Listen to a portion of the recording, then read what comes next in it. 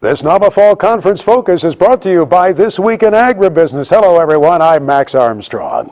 Well, former Baltimore Ravens coach Brian Billick kicked off the second day of the Fall Conference, and we asked him to summarize for us the message that he shared with the members of the National Agri-Marketing Association.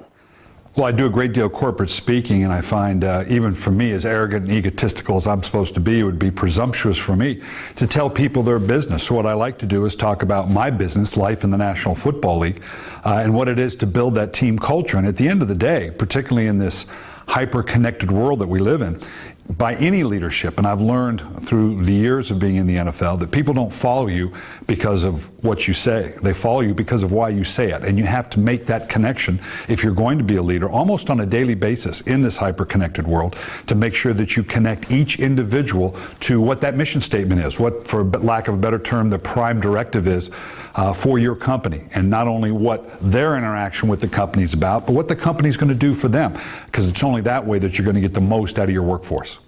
We asked the coach to summarize the essential elements of what he considers to be a dream team. Well, any team you're going to find is made up of a number of different individuals, and they're all going to have different perspectives, and they're all going to have different agendas and vested self-interest in it. As I've been saying, you've got to find that connective tissue. It's long been said that what's good for the individual has to be good for the company, has to be good for the team. But what's good for the team, what's good for the company, has to be good for the individual as well. And as a leader, you've got to make those connections for them and get them to see the bigger picture.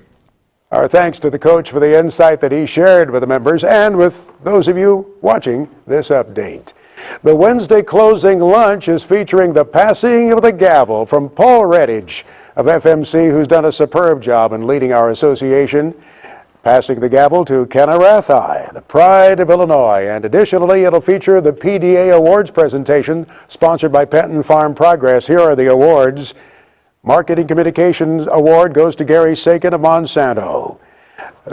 Zach Hedrick of Case IH receives the Product Management Award. The Public Relations Award to Linda Romander of Broadhead. And the Sales Award goes to Jay Carlson at Penton Farm Progress. You can continue to follow updates on Twitter at #NamaFall13, and there will be more photos on Flickr.